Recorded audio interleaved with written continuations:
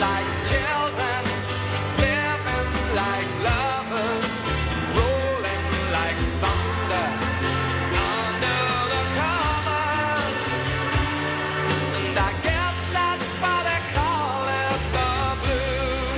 Like children, living like lovers. And I guess that's why they call it the blues.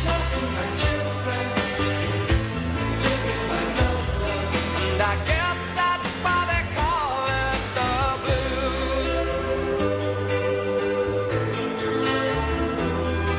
And I guess that's why they call it the blues.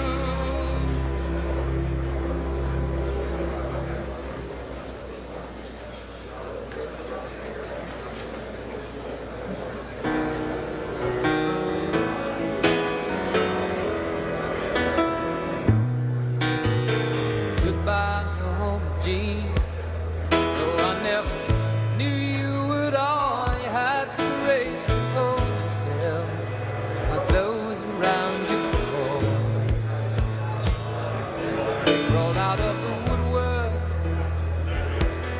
and they whispered into your brain. They set you on the treadmill and they made you change your name. And it seems to me you lived your life like a candle in the wind, never knowing who to cling to when the rain set in. And I would have liked to know you, but I was just a kid. Your candle burned out long before your legend ever did.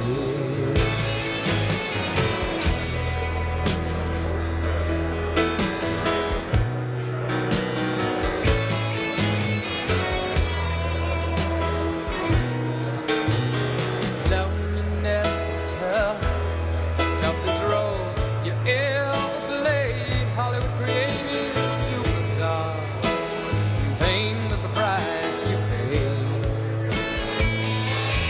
Even when you died, oh, the press still hounded you. All the papers had to say was that Marilyn was found in the news.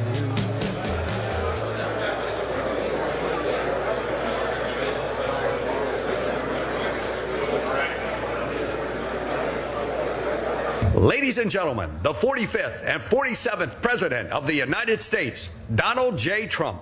And I'm proud to be an American, where at least I know I'm free. And I won't forget the men who died, who gave that right to me. And I gladly stand up next to you and defend her still today. 'Cause there ain't no doubt I love this land. God bless the USA. Thank you very much. I do love that song, but we got to get to business. I love that song, but I want to thank you all. You're special people, and I want to just say that, I announced I was coming over here, and I said, I love those Republicans, and I meant it. I said, except for maybe a couple I don't love. But the people in this room, I don't know if those couple are here. I don't know. I don't care if they're here or not. But we love you, and you've done an amazing job. You love the country. You're doing what's right for the country. And I want to wish everybody a Happy New Year, the most successful House Republican majority in decades. And we did it with not a big majority, right? This was not a big majority, but it's a unified majority, and it's people that know what it takes to make America great again. So together we had 12 months of unprecedented success in 2025, and now we're going to make history and break records with the epic midterm victory that we're going to pull off. It just doesn't seem to happen for people that win the presidency. It's an amazing phenomenon. You win the presidency, and we sure as hell are having a successful presidency. I will say that. But even if it's a successful presidency, there's been nothing like what we're doing. We had a very good day 2 days ago, too. But even if it's successful, they don't win. I don't know what it is. There's something psychological, like you vote against. You can win by a lot. We won every swing state. We won the popular vote by millions. We won everything. But they say that when you win the presidency, you lose the midterm. So you're all brilliant people. Most of you are in this business longer than me. That makes me smarter than you. Because look where I am, right? No, it doesn't. But I wish you could explain to me what the hell's going on with the mind of the public, because we have the right policy. They don't. They have horrible policy. They do stick together. They're violent. They're vicious. They're vicious people, and they stick together like glue. They don't have a couple of the people that we have. A couple of people, not too many, really very few. And that's why I want to just say that before we go any further, I want to express our tremendous sorrow at the loss of a great member, a great, great, great member, Congressman Doug LaMalfa, who passed away yesterday, as you probably have heard. And he was the leader of the Western Caucus, a fierce champion on California water issues. He was great on water. He wanted to release the water, he'd scream at him. And a true defender of American children. He was a defender of everybody.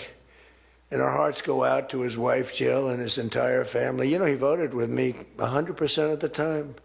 And by the way, he wasn't a 3 o'clock in the morning person. Do you know what I mean by that? Where the speaker goes, "Sir, could you call up?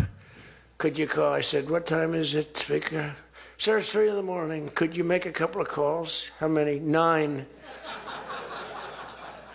So I'd start calling 3 in the morning. I said, I shouldn't use any names. I'm just going to create problems.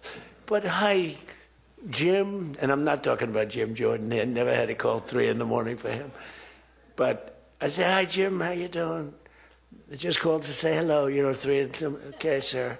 Sir, you haven't spoken to me in 3 years, and it's now 3 in the morning, so I know what you want. You want my vote?" And usually, almost always they'd give it, but they wanted to be called. And with Doug, I never had a call. He was with us right from the beginning. I love those guys. I must say I probably love them the best, the guys that I don't have to call. They know we're doing the right thing. I have a couple that are going to be with us all the way, but they just want the call. They want love. They need love. They're more insecure than most of you. It's true. No, most of you are secure people. They're all laughing. No, most of you are secure people. I had a couple say, "Look, I could have Trump call me all the time. I just have to break his ass a little bit." And he'll be calling. But I appreciate those. We actually had a little party. We opened up a beautiful section of the White House in the Rose Garden, and we had a party for all of those people that I never speak to and vote for me. And I spoke to Doug, but I didn't speak to him about, never had a problem. And I was really saddened by his passing, and was thinking about not even doing the speech in his honor. But then I decided that I have to do it in his honor. I'll do it in his honor because he would have wanted it that way. He would have wanted it that way. He would have said, "Do that speech. Are you kidding me? Do the speech, big guy." But he was a fantastic person. Man, that was a quick one. I don't know quite yet what happened, but boy, it's a tough one. He was just with us. He was our friend, all of us, every one of us. And I also want to send our best wishes to Congressman Jim Baird and his wife, who are recovering from a car accident. They're going to be okay, but they had a pretty bad accident. And we're praying that they get out of that hospital very quickly. He's going to be fine. She's going to be fine, but it was a bad accident. And I want to thank the man who has been central to so many of our triumphs. He really has been. He's the guy that would call me to make those calls all the time. He's always working. And he's a nice person. He's a high-quality person. But I want to tell you, he's a very tough cookie. I've seen both sides. Not often do I have to see the other side, because he's just, by nature, he's a very fine, religious. I like that. He's a religious person. I like that. I like religious people. It usually means they're more honest. Sometimes it doesn't happen that way. I've had some real religious ones that did numbers on me, and I said, I'm going to get them someday. They got me by surprise, but it's usually good, okay, right? And His name is Mike Johnson, Speaker Mike Johnson.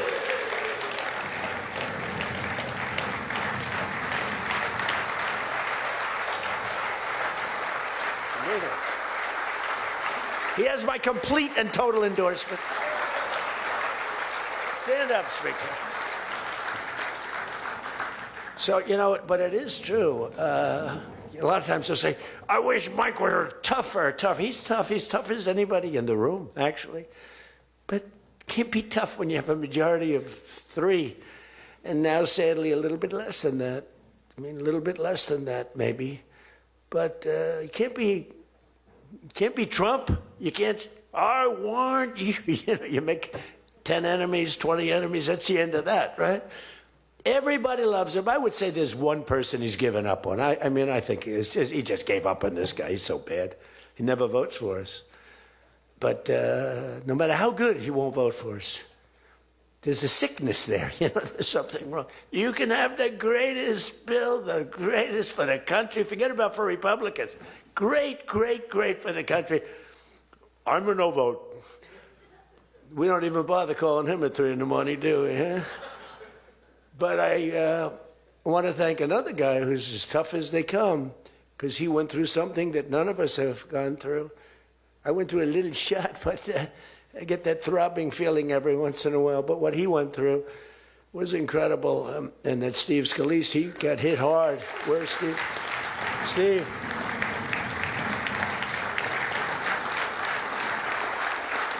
He's a tough cookie. He was dead. I went to the hospital. His wife was crying so much. She was a mess. Oh, yeah, she loves you. That's the only thing I learned about Steve, that he has a wife who loves him. Because I've gone to hospitals where guys are in bad shape, and the wife couldn't care less. She's waiting. She's looking for the next guy. Who's the next guy down the pike?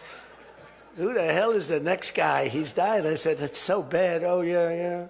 I had one where the dog died and the husband died at the same time.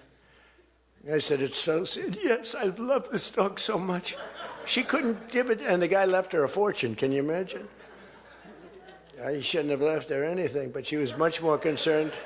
It's true. Oh, the dog was devastated. The husband, he was like an afterthought. Your wife loves you, Steve.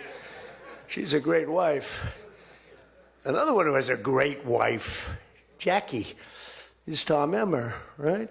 Look at you. You have a great wife, but you haven't been tested like these guys. You haven't. We don't want to test her, right? She's incredible.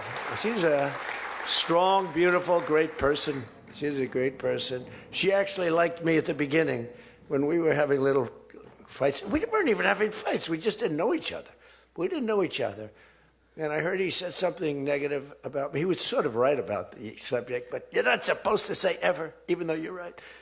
But Jackie was saying, I'm telling you, he's a great guy. He's good. He's going to be a great president, blah, blah, blah. She was fighting for me. And now I love this guy. He's great. Jackie's right about, she was right about both of us, I think, right? But Tom has been incredible. He's incredible at what he does. And he's a great team player. Your conference chair, Lisa McLean, is so strong and powerful and beautiful. Thank you, Lisa. Thank you. Thank you. And I think their broadcast, you know, we said we don't care if the press comes or not. So when I say that, that means that they're broadcasting all this, and I'm letting my feelings out because it's true. I feel that way about so many people in the room. I could say it about many of the people in the room. Some I don't know as well, but many of the people in the room. They're incredible people. You're incredible what you're doing. We also have another one, Richard Hudson, Chairman, NRCC. Richard's always in there. Always with a smile. No matter what's happening, Richard. He always has a smile. He's just a positive guy, smart and positive. Thank you, Richard. Really appreciate it. You do a great job. Republican Policy Committee Chairman Kevin Hern. Kevin, where are you, Kevin? Thank you, Kevin. Thank you. Did a great job. Every one of you, you got to be proud of yourselves. and basically the entire House Republican Conference. It's been really amazing what you've done. And we're going to give you some ammunition today. I said, I'd love to make a speech. The Speaker asked me, would you make a speech? I said, sure. You think Biden would do that? Would you make a speech? What? First of all, people wouldn't ask him to make a speech because it never worked out well, right? Could never find the exits. You finish, look, stare here, stare there, stare here. You could jump off the front if you had to. No matter what he did, he got himself into trouble. So basically, they didn't ask him to, but if he did, it wouldn't be good. But it's good with me because, you know, we have so much ammunition. We have ammunition. The problem is the fake news. That's why I like being on. I'd much rather do live television than do non-live because, like, when they say, as an example in my speech, peacefully and patriotically to the Capitol, peacefully and patriotically. Do you know that the Unselect Committee didn't report it, that I said those words? Do you know that the news never reported the words walk or march peacefully and patriotically to the Capitol? Do you know they never reported it? It's a scandal. The Unselect Committee never reported that. They never reported that Nancy Pelosi was offered 10,000 soldiers, National Guard soldiers, whatever you want. No, I don't want them. And the mayor. The mayors were in writing. She was more honorable about it. But Nancy got caught when her daughter did a documentary. She's a documentariist. And she has her mother saying, it's my fault. I should have taken the soldiers or something. I saw that in the documentary. I said, whoa, this was a major story. Has she spoken to her daughter since that, you know? But they just, you know, they are vicious people, even on the attack. And it was an amazing military feat that took place yesterday. Think of it. An amazing military. The people are saying, well, thank you.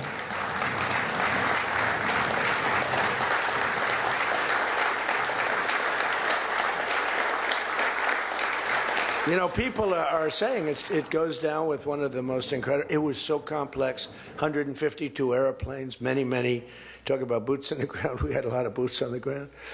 But it was amazing. And think of it, nobody was killed. And on the other side, a lot of people were killed. Unfortunately, I say that, soldiers. Cubans, mostly Cubans, but many killed. And they knew we were coming, and they were protected, and our guys weren't. You know, our guys are jumping out of helicopters, and they're not protected, and they were. But it was so brilliant. The electricity for almost the entire country was, boom, turned off. That's when they knew there was a problem. There was no electricity. Caracas said, there's no electricity. It's not the only people with lights were the people that had candles. It was just off. So we sort of got them a little by surprise. But it was brilliant tactically. It was an incredible thing. But I watched where Schumer, he's such a bad guy. I mean, I've known the guy for a long time, and he's such a bad guy. You know, at some point they should say, you know, you did a great job. Thank you. Congratulations. Wouldn't it be good? I would say that if they did a good job. Their philosophies are so different, but if they did a good job, I'd be happy for the country. They've been after this guy for years and years and years. And, you know, he's a violent guy. He gets up there and he tries to imitate my dance a little bit. But he's a violent guy. And he's killed millions of people. He's tortured. They have a torture chamber in the middle of Caracas that they're closing up. But he's tortured people. And now what they do, the radical left, they actually have people, and it's hard to get them. They're all paid people. Most of these people are paid. Do you know they're paid when they have brand new, beautiful printed signs by like the highest quality printer, and you have a woman, free Maduro, and the sign is before we even did the attack. You know, it's, free Maduro. Why do you want him freed? I don't know, but he should be free. Oh, she reads the sign. What does that say? It says free. Well, that's what I believe. And you know, you see the sign. It's like, Lisa, we should all have quality signage like that. The one thing I want their sign maker. The guy is great. He does beautiful signage. You know, the old days was better when they used to write out their own sign, wasn't it? They'd make a sign in the basement. They'd have an old broken board holding up a sign, and it's made with a magic marker, sloppy as hell, and it meant something. But today, when you have that yellow and black, they should use different colors a little bit, but the yellow is a beautiful shade of yellow. No, I want to find out who that is. I want him to work for the Republican campaign. He's much better than our guy, whoever the guy is. But the United States proved once again that we have the most powerful, most lethal, most sophisticated, and most fearsome. It's a fearsome military on planet Earth, and it's not even close. You know, I've been saying it for a long time. Nobody can take us. Nobody. We don't want to have it. We don't have a discussion, but you read all and you see everything else. Nobody could have done that. Nobody has our weapons. Nobody has the quality of our weapons. The problem is we don't produce them fast enough. We're going to start producing them much faster. We're going to be very tough on the companies. We have the best weapons in the world, but it takes too long to get them, including allies. When allies want to buy them, and they have to wait 4 years for a plane, 5 years for a helicopter. We're not letting that happen anymore. We're telling our defense contractors, you're going to start building faster. You know, guy makes... I have a big problem with it. I'm the king. I have sold more Boeings than any human being on earth. They gave me an award, Salesman of the Year. I said, what about Salesman of the in the history of Boeing? I've sold more Boeing planes than any man in history by far, probably over 1,000. Over 1,000 planes. I said, that's the good news. But why should they wait 3-4 years to get a plane? They should build them, get them immediately. The F-35s, it takes too long to get them. The Apache helicopter. I mean, I had India coming to me, sir, I've been waiting 5 years. We're changing it. We're changing it. India ordered 68 Apaches, and Prime Minister Modi came to see me. Sir, may I see you, please? Yes. I have a very good relationship with him. He's not that happy with me because, you know, they're paying a lot of tariffs now because they're not doing the oil, but they are. They've now reduced it very substantially, as you know, from Russia. We're getting rich because of tariffs, by the way. I hope everyone understands that. They hate to report. We're going to have over $650 billion poured into our country or coming in shortly because of tariffs. You know, they're finding all of these pockets of money. A couple of weeks ago, sir, we're off by $39 billion. Oh, is that good or bad? Meaning, do we have it or are we short of it? Sir, it's $39 billion that we can't account for. That means we have an extra 39. Yes, sir. I said, well, what are you saying? We just don't know where it came from. I said, check the tariff shelf. Sir, that tariff doesn't start until September. He said, no. It started about a month and a half ago. Check it. Comes back 25 minutes later. Sir, you were right. It came from tariffs. This never happened to us before, where we find plus 39 billion, not million, plus 39 billion. They were missing. We've taken in $650 billion or shortcoming, and that's because I'm being nice.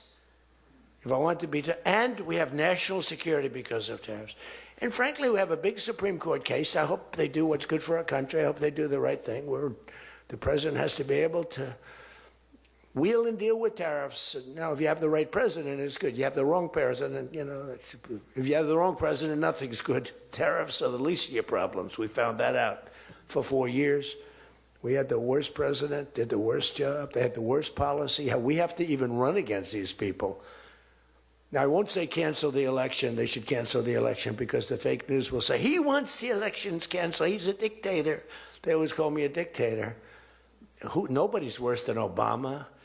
And the people that surrounded Biden, not Biden, I don't think it was Biden. He didn't know what the hell was going on, okay? The election was rigged. He had no idea what happened. He still doesn't. The auto pen. And by the way, you ought to make a big deal out of the auto pen. The auto pen was your president because most of the things were signed by auto pen.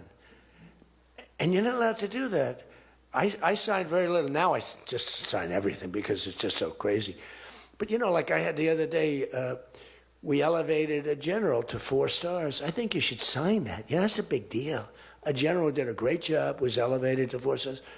And I had the general in, and I signed it in front of him, held it up.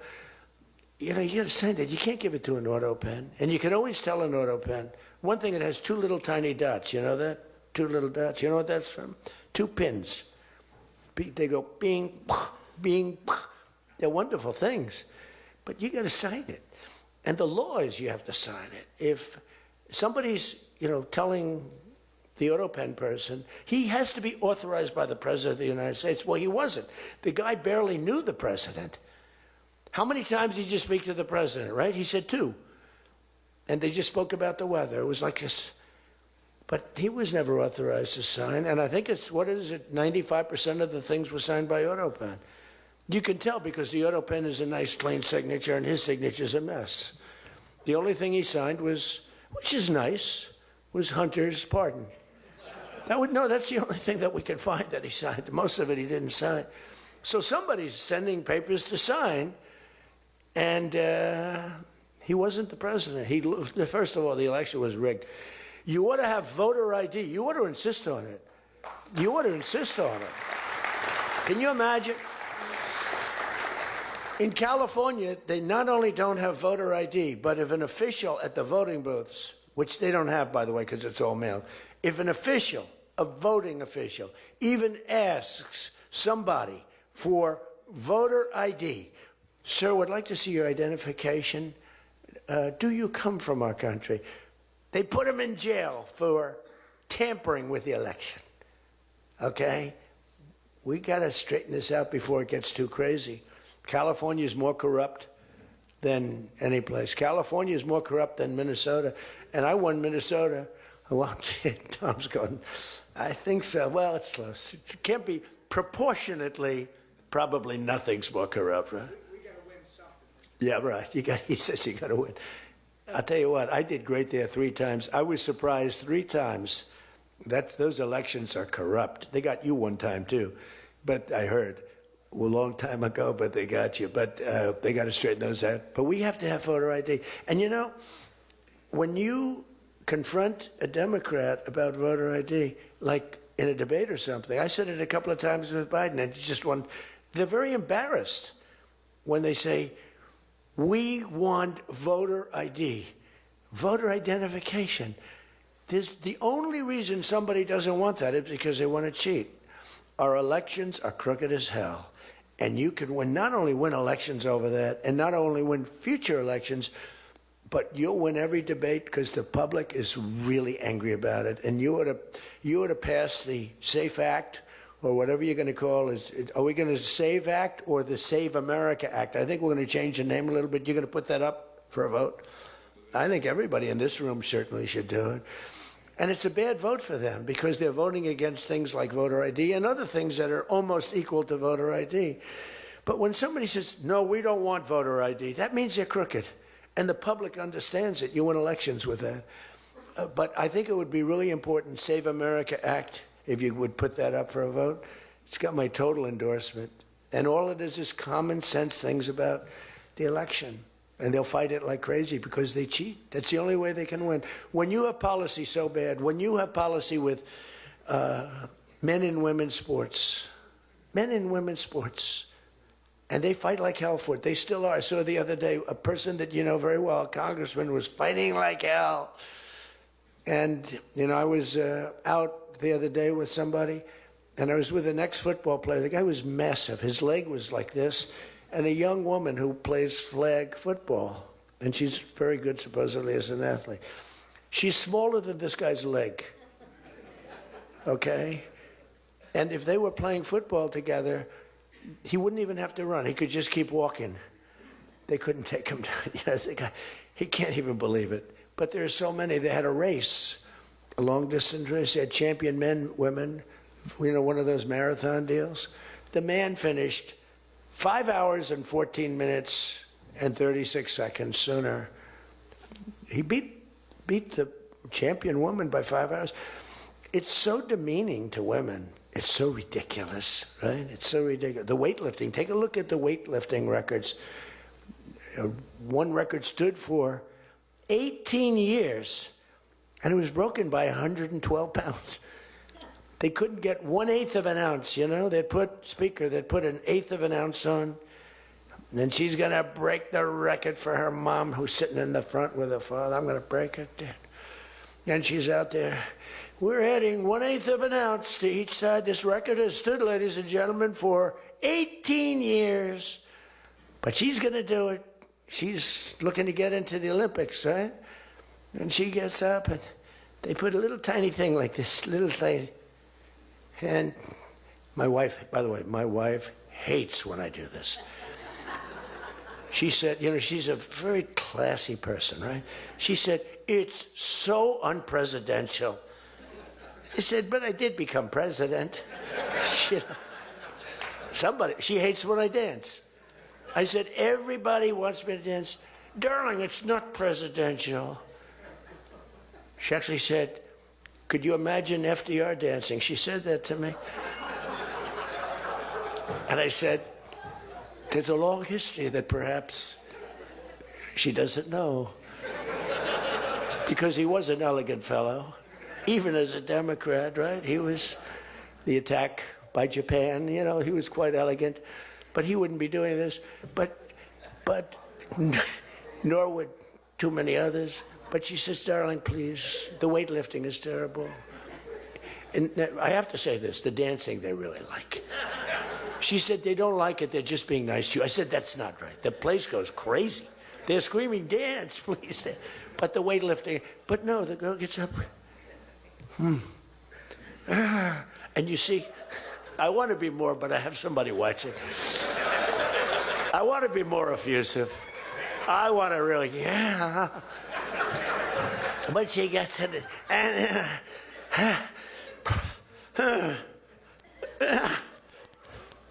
drops the thing, walks off the stage crying. Her mother's crying, her father's crying. Guy gets up. They said, have you lifted before? A little bit. And he walks up. Bing. He could have gone ding, ding, ding, ding. I think it was 112 pounds, right? It's crazy. Or the beautiful boxer. They have boxing now. And that they have a young gentleman who transitioned. Who's a very good boxer, but he wanted to be a woman, which is, you know, to each his own. Because I want to be very liberal when it comes to these subjects. I'm trying to get that vote. It's not an easy vote to get. It's very tough for me to get it. But he transitioned, and he transitioned. And the girl was a champion boxer from Italy, remember? She got up, first round. He hit her, boom, with a left. A left, for those, everybody here knows about. But a left, Lisa knows better than anybody. But a left is defense. He goes, boom. She's like, oh my. She walked to the corner, remember? She didn't go down, but she did everything else. But she said, I've never been hit like that before. I don't want to go out again. You can do it. You can do it. Bang. She walked off. She said, he happened to win the gold medal, that young woman. He won the gold medal. There were two transition people. They both won gold medals. The whole thing is ridiculous. You have policy on your side. They don't have policy on your side. Right? You have policy. And I saw this guy fighting like hell. The swimming records is ridiculous when you look at the swimming, any records. It's crazy. And it's so demeaning to women. Women are the, you know, and for a long time, they refused to talk about it. They were embarrassed to talk about it. Now they do talk about it. They talk about it openly. But they have the worst policy on everything, open borders. We want open borders. You know, they still want an open border. We did the greatest job ever on borders. And, you know, I think they forgot it. My guy said to me today, I have a great guy, Ross. He's the greatest speechwriter.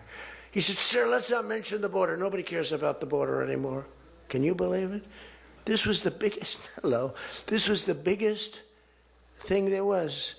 It says to me, nobody cares about the border because it has a shelf life. I fixed the border. I fixed it in my first term, but now I really had to fix it. It was much worse, you know, when I came into office. Millions and millions of people were pouring into our country. And I fixed it, and my guy, who's incredible, says, people don't want to hear it, sir. You've done that. The problem is people forget that I did it.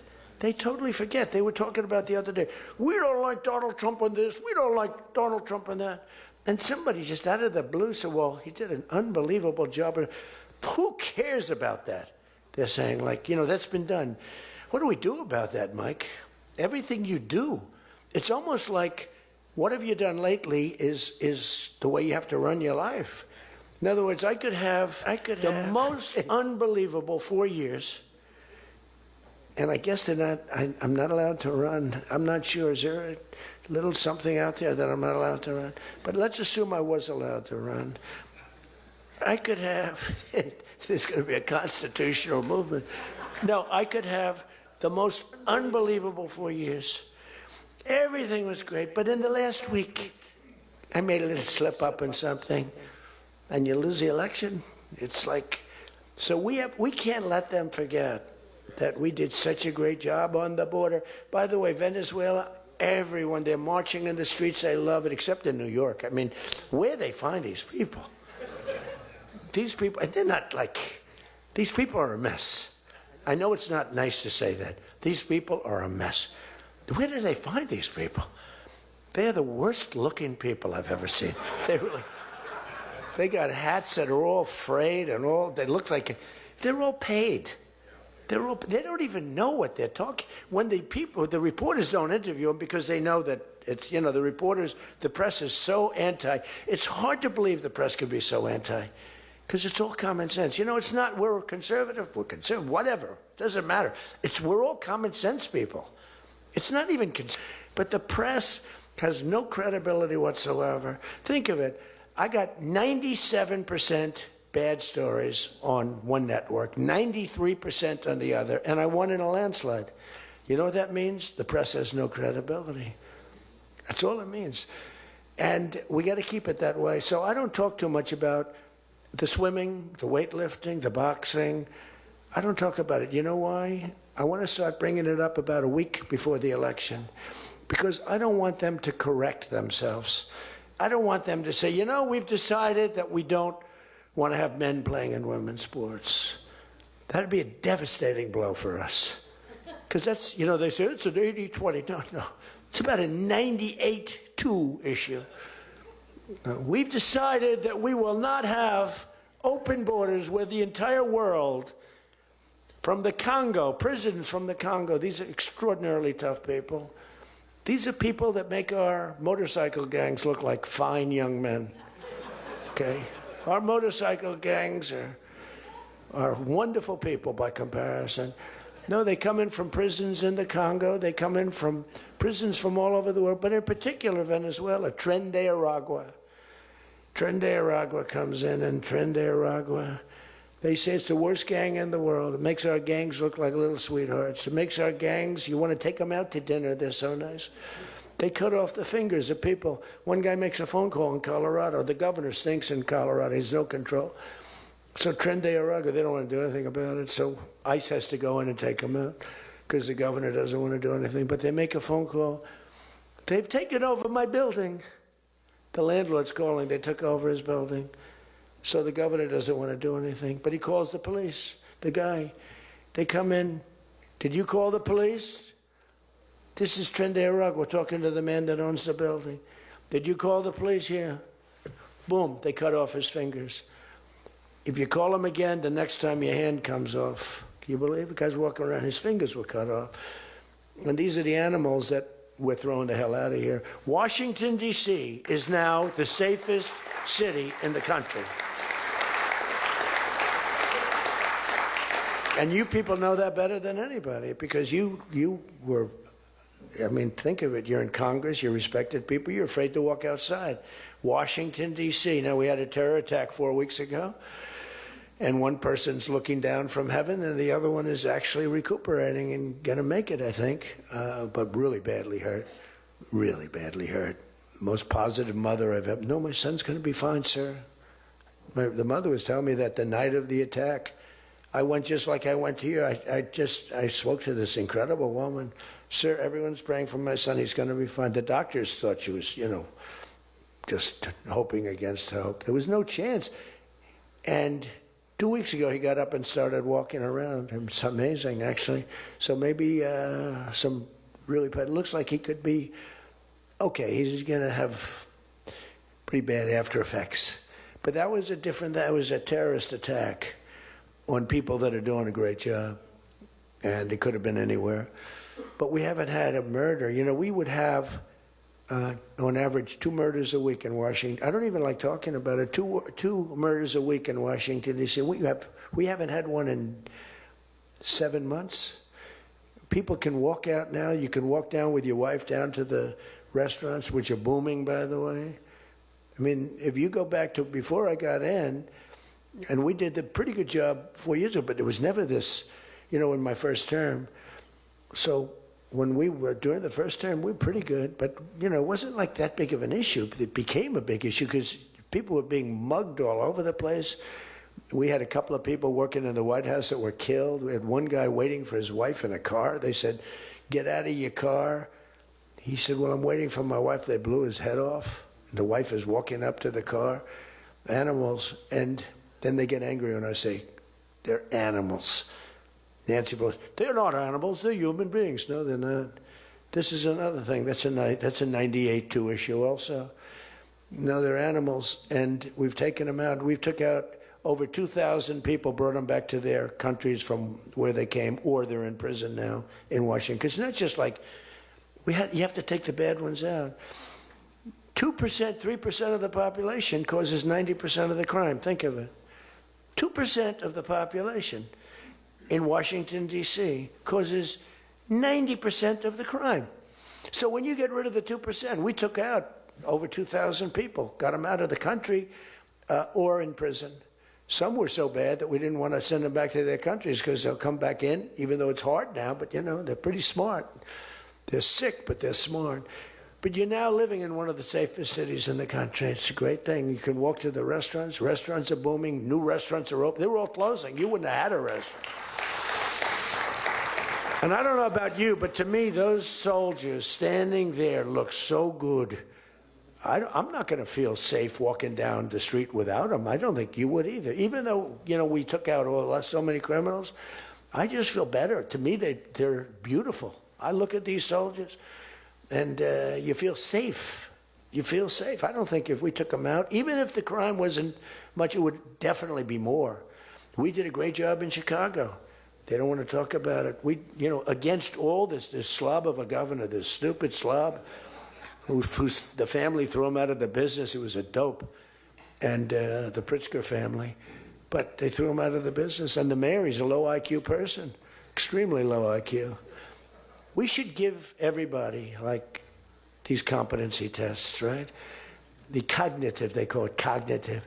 You know, I'm the only president that went for cognitive. I think every president and vice president should be forced to take cognitive exams, mental tests, like, are they intelligent?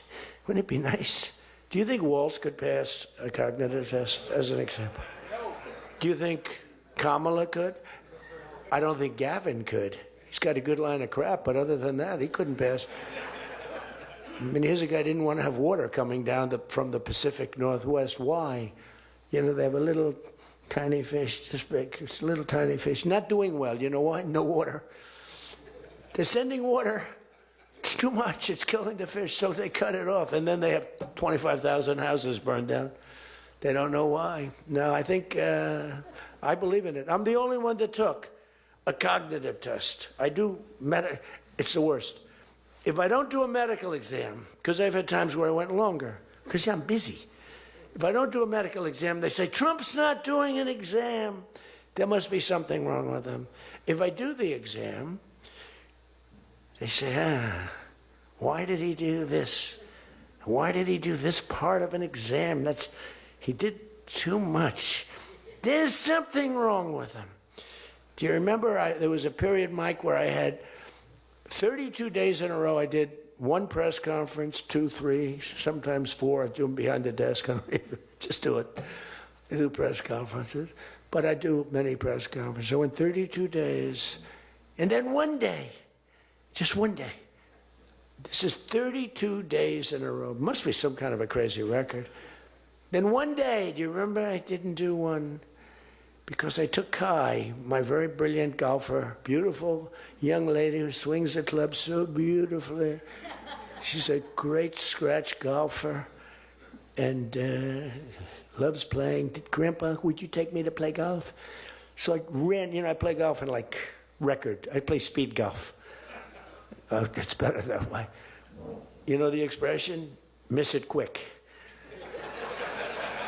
No, I play speed golf, but I'm a good golfer. Everybody knows. Anybody that I've beaten in this group. But I love to play golf, but I don't get to play much. But I took off 2 hours, and the press couldn't find me. But they knew I was there because they follow me. And I was getting, are you okay? Guys are calling me up. Some of the guys in this room. Sir, are you okay? Yeah, what's the problem? There's a report, sir, that you're no longer with us. Remember that? No. The report was that I don't want to use the D word. It's such a horrible word. Dead. I don't like.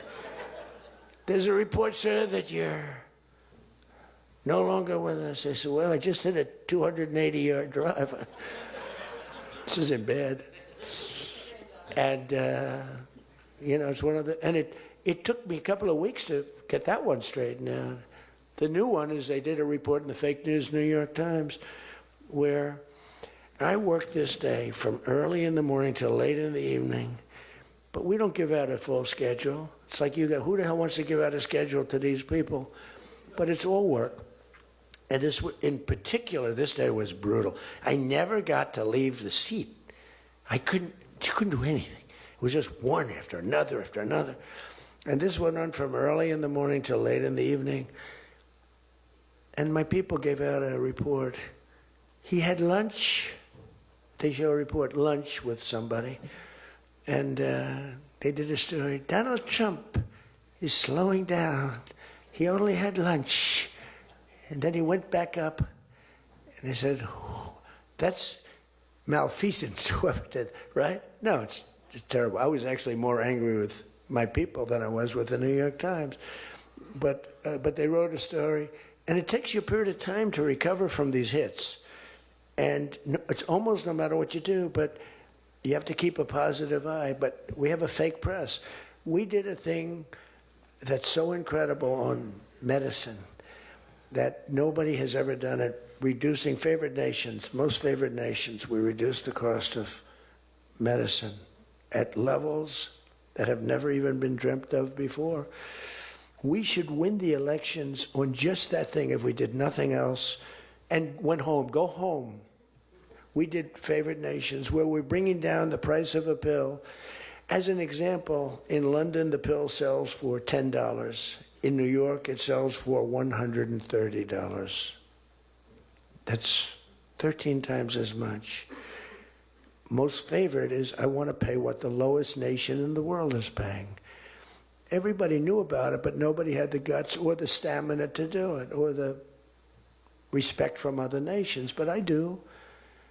And then you also had to get the drug companies. The drug companies were not easy, but they were much easier compared to the other nations.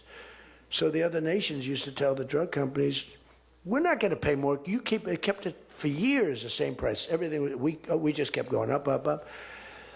And finally I had the drug companies, and I said, listen, fellas, you can't do this. Can't do it anymore. I'm not going to let it. We're going to do it, and you're not going to do it. And I did things to them that were brutal, but I really found out it was the nations that were so tough. So when France was told that the pill will go from $10 to $30, it's a big increase, right? But it's not really. And that ours would come down from $12 or $13 down to $30. So theirs would go from 10 to 20 or 30, and ours would go from $13 down to, meaning $130 down to 20 or 30. So it's a huge drop for us. Now, depending on the way you calculate it, it could be thousands of percent down. It could also be 90% and 80%. You know, there's two ways of calculating. I don't know if you know. They said Donald Trump exaggerated. Now, there are two ways of calculating it. But calculate it at 80, 90%. But the other way is more accurate, like 900%, because that's what it really is. But there are two ways, but to be generous, 90%. There hasn't been a reduction in 28 years, except for the 1 year where I got it down 1/4%, and I had a news conference. I was so proud of myself. The drug prices, prescription drugs, are going to be down by thousands of points, thousands. On that one item, you should win this election.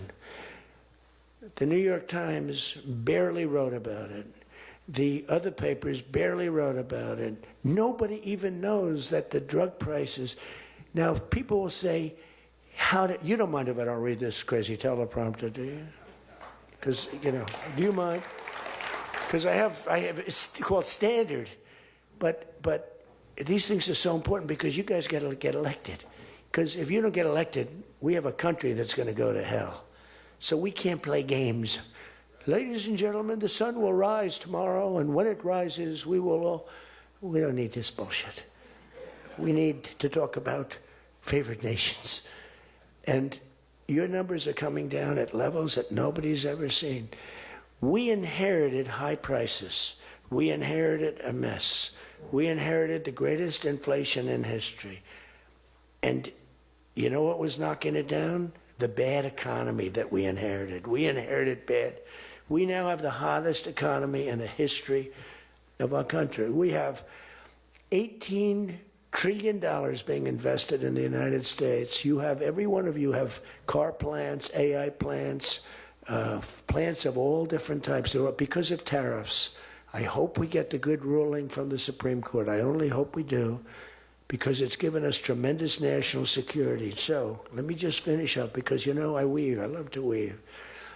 If you ever weave and don't come back to the point, then that's a problem. Then you say, but when you weave and you go here and boom, boom, boom, always coming back, then you're in good shape. But what's happening is, by doing what I did, we're getting numbers that are so low. But what did I do to the countries? I said, France, your health care for prescription drugs is going to go up triple. It's going from $10 a pill, just as an example. I called it the fat drug. You could say the fat drug, Ozempic. Ozempic is $80 in London, and it's $1,300 in New York. The fat drug. A friend of mine called me up. He said, what the hell is going on? A very rich guy, but I said, the fat drug doesn't work on you. Why are you even taking it? The drug has failed miserably, but he's a very loud, boisterous. He's not a bad guy, not a great guy, smart as hell. But he's a very rich guy. This drug, he could have paid millions for it. It wouldn't have mattered. But he said, in London, I'm paying $80. In New York, I'm paying like many times more than that. What the hell is that? That's because of what's happened. Because the nations held us back. So the drug companies, I had made a deal with them. You're going to do it? They said, whatever the nations agreed to. The nations were a bigger problem than the drug companies. So I said, you tell me they'll never agree, sir. I said, 100% they will. 100%. They said, sir, the smartest guys, Eli Lilly, Merck, Pfizer, all genius. They're all making numbers you wouldn't believe. The defense contractors are making more. That's why I'm going to say, you're making $45 million a year and you can't produce a frickin' helicopter for 7 years? We're going to talk to them about that. But I said to the France, I called up, as an example, France, just as an example, I like him, he's a nice guy. Emmanuel. You know Emmanuel Macron? I love the French accent. Emmanuel. They said, listen, you're going to have to raise your prices a little bit because we're paying 14 times more than you. That's a lot, right? We're paying numbers. In other words, we're making up for all of this deficit. No, Donald, I will not be able to. Mr. President, please excuse me. Most of the people call me Mr. President, except for people that don't respect me, they call me Donald, which are probably a lot of them too. But they said, no. Putin calls me Mr. President. She calls me Mr. President. Emmanuel goes, no, no, no. We will not do that. Yes, you will, Emmanuel, 100%, because I was told they wouldn't do it. And this is, you can take Emmanuel and add Hans, you can add Ludwig, you can add every name in the book. It's all the same. The answer is no. We're not going to double our drug prices. Not for you or anybody else. I said, yes, you are, 100%. We are not going to do it. No, no, no, you don't understand. 100%. You're going to do it and you're going to like it. They go, I don't understand. I've told you 5 times, why do you keep saying you're going to do it? Because I'm always right about, Trump is right about everything, right? I said, the hat. Trump is right about it. I have been right about everything. Got to keep it going. Is there wood up here? Hold it. I always like to, just in case. Trump was right about everything. And I said, so you're going to do it, Emmanuel? No, I'm not. I said, okay, here's the story, Emmanuel. If on Monday you haven't agreed to every single thing that we want, I'm putting a 25% tariff on everything coming out of France, including your wines, your champagnes, and everything else. No, no, no, no, you cannot do that. I said, I can do that, and I will do that. Even for national security, I'll do that, but this is for medical security. And 100%. Now, let me explain. The tariff I'm imposing on you is 42 times more expensive than what I'm asking for you in return. So you can either have a 25% tariff added onto you, like I did with China on fentanyl. I put a 20% penalty tax on China, and it's drying up because the tax is far more than they make with fentanyl. But with the other nations, I said, you're going to do it. And you know what he said? You can't do that to me. I said, yes, I can. Don't worry about it. It's not going to be that bad. You just have to explain it to your people, your 39 million people, that, by the way, don't vote by mail. They vote on paper ballots. They tried voting by mail, and there was fraud all over the country. We're the only country that votes by mail, essentially. You know that, right? You know, Speaker, that's another thing. We're the only country that's stupid enough to vote by mail. Even Jimmy Carter's commission said, don't do it. But just to finish so that you won't say he wanders. Emmanuel said to me, Donald, you have a deal. I would love to increase my prescription drug prices by 200% or whatever. I would love to do it. It'd be such an honor. Whatever you want, Donald, please. Don't tell the population. Please, Donald, I beg you. Every country said the same thing. No, no, no, we will not do this. Some were strong, some were very nice, some were rude.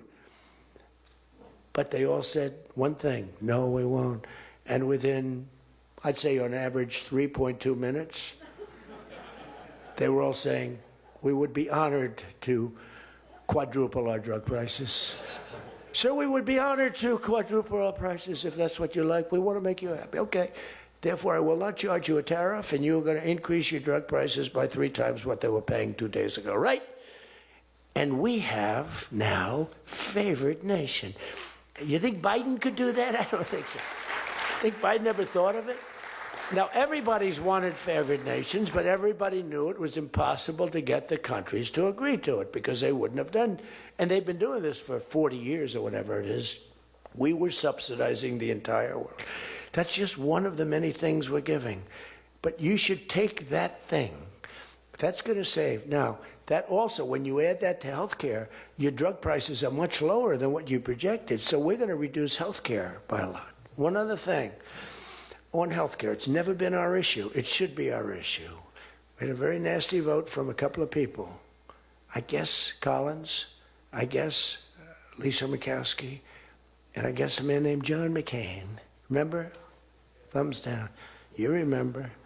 He said, I'm all for 10 years he campaigned. I don't want to be nasty, but for 10 years he campaigned on Obamacare. We're going to destroy Obamacare. We're not going to do it. And then we're going to terminate it. And then, it was a little surprising.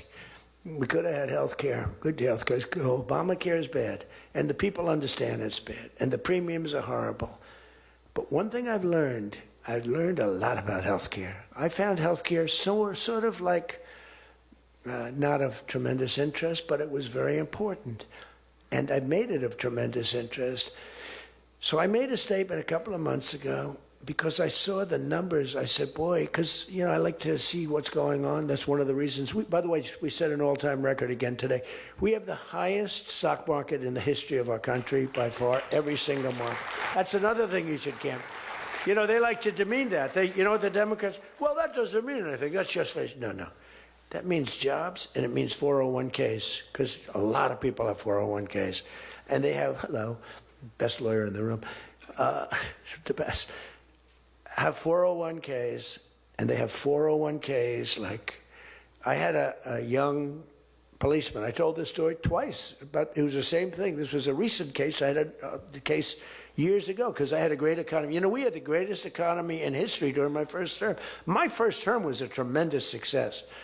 But again, nobody wants to talk about that. We rebuilt our military. We did things that nobody could have done. We did a great job. This term is blowing it away. It's blowing every term. There's never been a president that had a year like this, especially a starting year. And we should win based on that too, all things.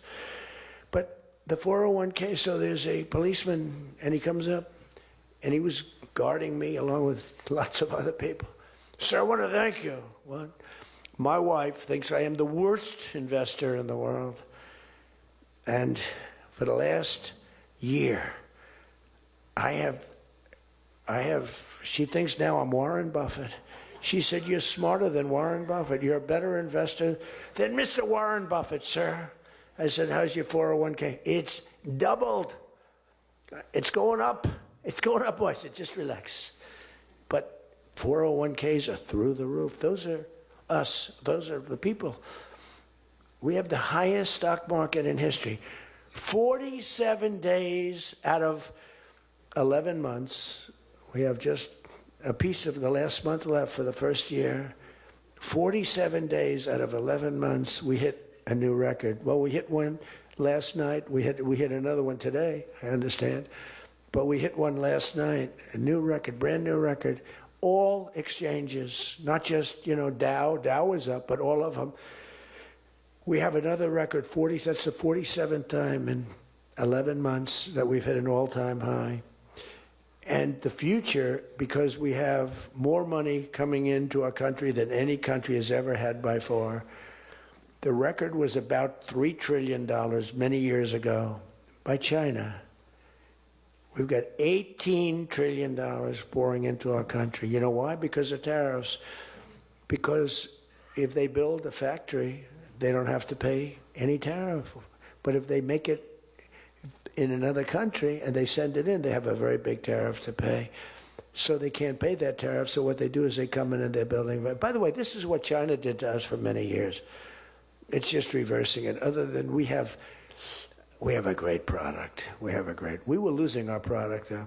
Tell you what, if I had lost this election, if you had Kamala, it's the same thing, Joe and Kamala, I call them equals. If you had Kamala come in, I believe that our country would have been Venezuela on steroids. I used to say that during the campaign. If I don't win, we're going to have Venezuela. So we have 18 trillion coming in. I think we could hit 20 trillion by the time the year is up, right? It's less than 1 year, 18 trillion. The record is $3 trillion. $3 trillion is a lot of money. 18 trillion is not even thinkable. That's all investment. That's building factories. That's building plants. You know how many car factories we have? Half of you guys are having car factories. Where you are, Louisiana is doing great. Georgia, right next to you, is doing great. Hello. Nice guy. All nice people. Actually, in this room, I can't see it. Is there anybody I'm supposed to dislike in this room?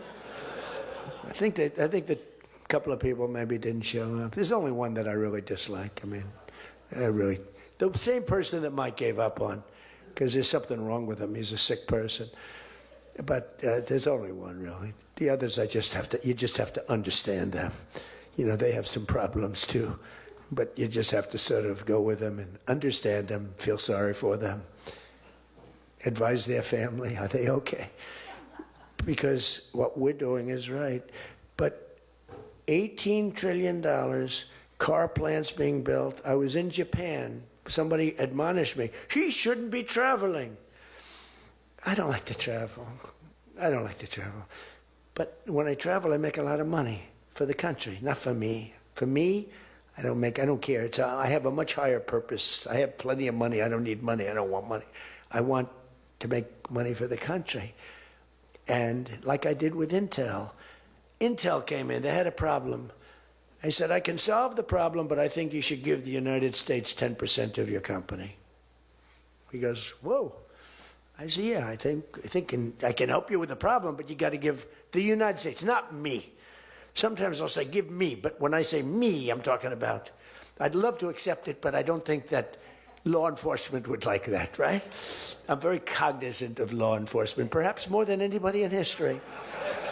Actually, a friend of mine who's really smart said, you know, you've got to be the most honest guy in history because you have been examined, your books, your records. I have a big business.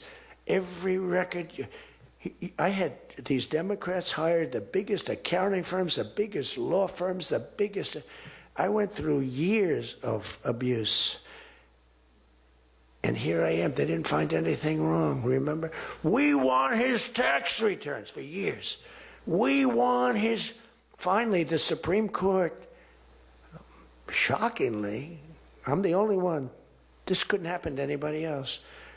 You have to give your tax returns, right? I gave my tax returns there from here to here. It's a big business. It's a great business. And I built a great business, like much bigger and better than anyone even understands. But I gave my tax returns. They go from here to the ceiling practically. They got them. Headline, Trump to give tax returns. Supreme Court ruled I had to give my tax return. Can you believe it? Everyone said, you're not supposed to do that. And by fighting, they think you're trying to hide something. You know, naturally. I gave my tax returns. That's the last we ever heard. They hired the biggest accounting firm in the world, most powerful lawyers in the world. They spent millions and millions of dollars going over those returns. There hasn't been one story that I did anything wrong. So this friend of mine who's highly sophisticated, rich guy, smart guy, said there's nobody that I know that could have gone through an examination like that and not ended up in prison. Nobody ever had to suffer like I did. Nobody ever did that to anybody else. You know, there was an expression, Andrew Jackson was the most abused president in the history of the United States. You know who second was? This is before me. You know who second was? Abraham Lincoln. But he had a civil war, so we have to give him a pass. But Andrew Jackson was treated horribly. He was a great general and a good president. So bad that his wife died. I mean, his wife died. They were horrible. But I just saw a report came out the other day. I blow them away. He never got impeached twice. I got impeached twice on nothing. On a perfect phone call, remember? Perfect phone call. Tim Scott, who's a great guy, great, wonderful guy, South Carolina, straight guy, right? He is a good guy, good person. He's an honest person. He read a transcript. Thank goodness I had a transcript. Essentially, the call was taped. Because they tape calls. I didn't even know. So was that call taped? Yes, sir. I said, oh, well, bring it down. I don't even know. And we read the transcript. It was perfect. It was so good. I told Ukraine not to cheat. And if you see any cheating, report it to the Attorney General of the United States. That was my call. They said, he was trying to intimidate. All I said is, don't cheat. And we have a signed agreement that Ukraine can't cheat. You know that. It's the only country we have actually signed. They violated the agreement many times, I would tell you. You'll find out. I was right about that, too. But nobody's gotten treated. But this guy said to me, for you to have escaped. But the one thing, and I'll just end it, because Jim Jordan back there, world champion wrestler, 128-1. Whatever happened to the one guy? The Russian. He lost to, how dare you lose to a Russian? Do you know the more impressive record for Jim? Because I'm a big sports person. I love sports. Jim went to high school. As in high school, he was considered like the top wrestler.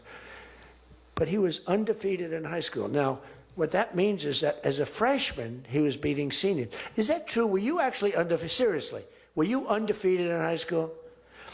That means as a freshman, he had to beat seniors, Steve. Nobody could, because there's such a difference between a freshman and a senior.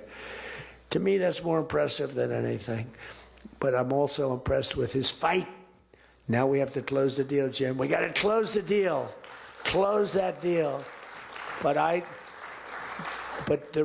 you know, I respect. I saw Jim, and the first time I met Jim, I looked at him and I said, tough looking guy. But I noticed the ears, they were a little rough. They were a little bit of a rough. Some people would say a little cauliflower on that ear. They said, Jim, have you wrestled before? Yes, I did. Where? Was it Ohio State? Something like, he was an All-American at Ohio State. I said, yeah, I could sort of tell. I look at the ears and I can sort of tell. But have you had plastic surgery on your ears, Jim, now? Because they look better now than they did the first time. They've healed over the years. They've healed. Actually, now you're wrestling with probably much tougher people, the radical left lunatics, right? But anyway, so I just want to leave it by this. I want to say that you are great people. We have all of the policy. We have wonderful. Just stay together. We got a few people that make life very difficult. They don't have that. I used to say they don't have a Mitt Romney in their midst. I mean, Mitt Romney was very difficult. You know, he was almost like for them. He was on the Senate side. But we have a couple of people that are really bad. I mean, they're bad, but maybe they'll straighten out. Maybe somebody in the room can sit them down and straighten them out, because what we're doing is the right thing for the country. We're not Republican or Democrat. We're doing the right thing for the country. If you look at what we're trying to solve the health care problem. We're trying to get better health care at a lower price. I mean, that's a good thing, right? And the one thing I learned, and just in concluding, and I said it like a month and a half ago, and it was the number one thing in the country. Even the fake news covered it. They tried to put a negative spin on it, of course. I said, I read a story about insurance companies making a fortune. A fortune. Their stocks were up 1,700%. Who invested recently in a stock that's up 17? And that's because the money that they're getting from Obamacare is massive. And the government generally. That means they're making a fortune. And as soon as that, because I have a natural, I don't want to say it again, but I have a natural business instinct. I do. I've always done things. I've done some things that people said you're crazy and I made a lot of money with. I've done a lot of things that were good. I have an instinct, right? Somebody said, he's got the best political instincts of any politician in 150 years. I said, no, I don't. I really don't believe I do. I think I have good instincts. I have common sense. But they said that it was a very complimentary statement, but I don't believe that's necessarily right. But I do have good policy. I have good common sense. And maybe they wheeled that into instincts. And I did become president, so it can't be that bad. And I never did it before. Don't forget, I ran for president. I had a politician telling me very strongly, they said, sir, I've run for office 20 times and I've won 17. And I know what I'm talking about. This was at the very beginning of my first time. I said, well, I've only run once and I won, but I won for president. He said, you got me on that one. He's actually sitting in this room right now, that son of a gun. He knows who I'm talking about. He was giving me a hard time, but he's turned out to be a decent person. Not the best in the room, but a decent person. He's not my favorite in the room, but he's decent. But we have one thing that's really strong. Uh-oh, it's a fake news.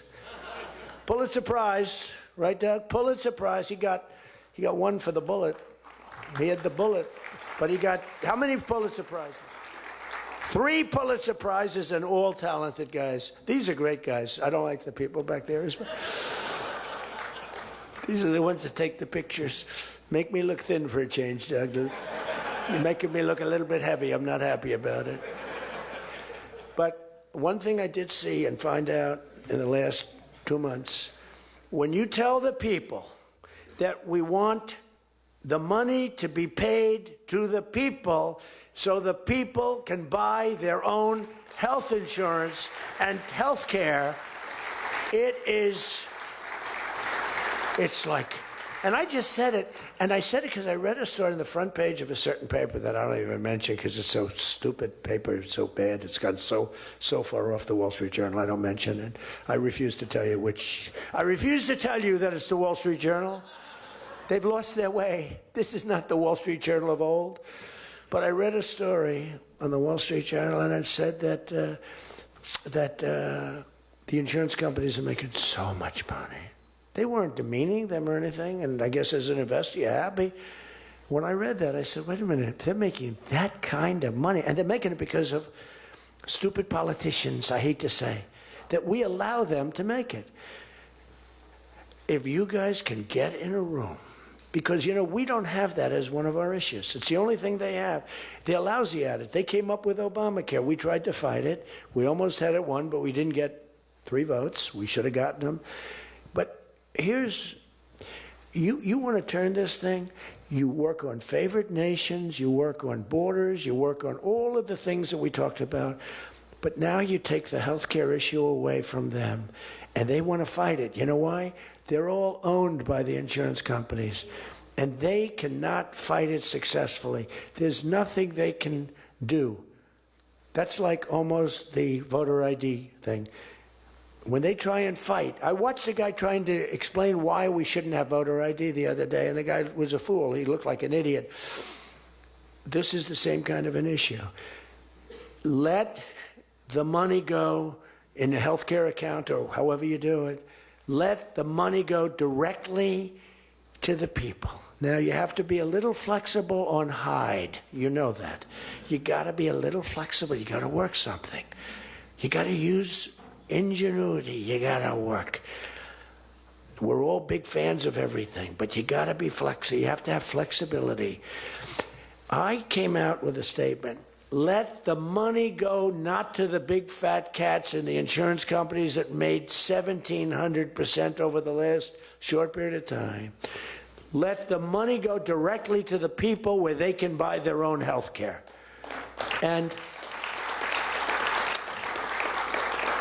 I don't think, I'm not sure that I've ever said anything that was more impactful. You know, I say a lot of things and have a lot of good ideas, and this was an idea that, I mean, the whole world went crazy. The whole country went crazy. The world went crazy with envy. If you can somehow do that, Mr. Speaker, Tom, all of you, Steve, if you can do that, you're going to have, this is going to be your issue. And the other thing is fertilization. They're trying to hit us on fertilization. They were dead on fertilization when I got a call from a very wonderful young senator from Alabama saying they had just lost a case, and the case, I've never been met with such scorn. Friends of hers were just going crazy. And I said, explain the issue to me. And it was on IVF, the fertilization. A judge ruled against and said all fertilization places have to be closed down, like immediately. It would have been a disaster. And fortunately, I picked it up, and we owned the issue. But now I understand they're trying to make a case on fertilization. You can't let them do that. Very important issue. All of these issues are very important issues. But you can own health care. Figure it out. Let the money go directly to the people. It goes in a health care account. There are numerous things you can do. But you have to let no money for the insurance companies. You know, I'm going to meet with the insurance companies. I said, I'm going to meet with them because I met with the prescription drug companies, and that's when I found out what was going on with the fact that we were paying 10 and 13 and 14 times more money than Europe and other places. I learned that at the meeting. Now I'm going to meet with them in a few days. I'm meeting with them all, 14 companies. I'm meeting with them all. I'm also meeting with oil companies. Let's go. You know what that's about. We've got a lot of oil to drill, which is going to bring down oil prices even further. But if you can come up with health care, remember this, where the money goes to the people, you have just owned, they can't fight it. They're owned by the insurance companies. You guys don't get money from the insurance companies, they do. They get a massive amount of money. It's their biggest donor. They're going to try and fight you, but they can't win the fight. If you explain it, the money goes directly to the people. That's going to be your issue. The other thing is energy. Your energy prices have come so far down since I'm president, and nobody wants to. I saw on television, energy prices are down 3%. No, they're not down 3%. They were $3.50 and $4. It's now $1.99 a gallon in many stations, and it's going down further. And that's like a massive tax cut. And that's the other thing, tax cuts. No tax on tips, no tax on Social Security, no tax on overtime. Now think of this, no tax on tips, no tax for seniors on Social Security, no tax on overtime. You're allowed to deduct if you buy a car and you take out a loan on the car. For the first time ever, middle-income people, all people can deduct, but they never got a deduction before like this. It's only for rich people. They got them. They have so many deductions. You're allowed to deduct the interest against your taxes. Nobody thought it was possible. It's going to be phenomenal for the car companies, but it's even more phenomenal for the people. It's like getting it's like paying half for the car. All of these things, you have so much ammunition. All you have to do is sell it. Taxes. But the one thing they know about the taxes, I call it the great big beautiful bill. I think it's even better. But the great big beautiful bill is just that. There are so many goodies in the bill, you have to get the word out. Because the people in the back of the room won't do it. That's why I love live television. Because they can't, well, sometimes they'll turn the camera off. But they're embarrassed when they do that. If we're going too strong and doing too well, if the lights go off, you know you're doing well. If the lights are on, you got yourself a problem, okay? I see that little red light. If that light goes on, that's bad, isn't it? If that light goes off, you know that you're doing a good job because you're fighting the Democrats and you're fighting the fake news. And it's amazing that they can be so stupid. And they don't have credibility anymore, and you can beat them. I mean, it's the old thing that, never fight the news, but you have no choice because it's almost like they become radicalized. But you are fighting the news, but you can beat them. That's why I'm standing here. I mean, I had Kamala. I was beating Joe by 30 points, and then they changed him. That's like a fighter in the ring. He's losing, and they said, let's put somebody else in to take his place. Very unfair.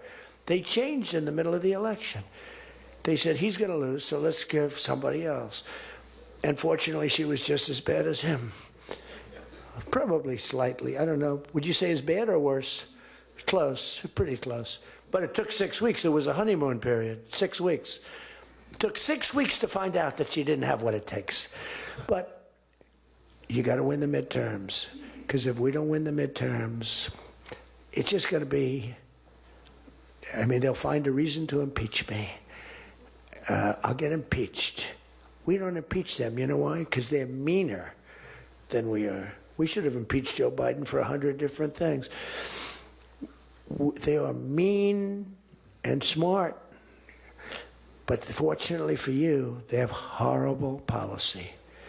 They can be smart as can be. But when they want open borders, when they want, as I said, men and women's sports, when they want transgender for everyone, bring your kids in, we're going to change the sex of your child. Just send them our way. In some cases, like in Minnesota, they don't even tell the parents. Is that right? And nobody believes it when I say it. I think we have 6 states. Nobody, am I correct? Okay, Tom Emmer said yes, so. But it's true. Where the kid comes back, they keep the kid. They operate on the kid. They don't tell the parents. It's not believable. We have great, solid, common sense policy. They have horrendous policy. What they do is they stick together. They never have a no vote. They impeached me. I never knew I was going to be impeached. I get a phone call, you just got impeached. I said, what does that mean? It took them 10 minutes They impeached the president of the United States, who did a damn good job. I rebuilt our military, Space Force, I got everything. I did a lot. They impeached me for nothing, twice, for nothing. Fortunately, you were on our side, and we were unanimous. And the second time, the few people in this little group, like Rice and this, they're all gone.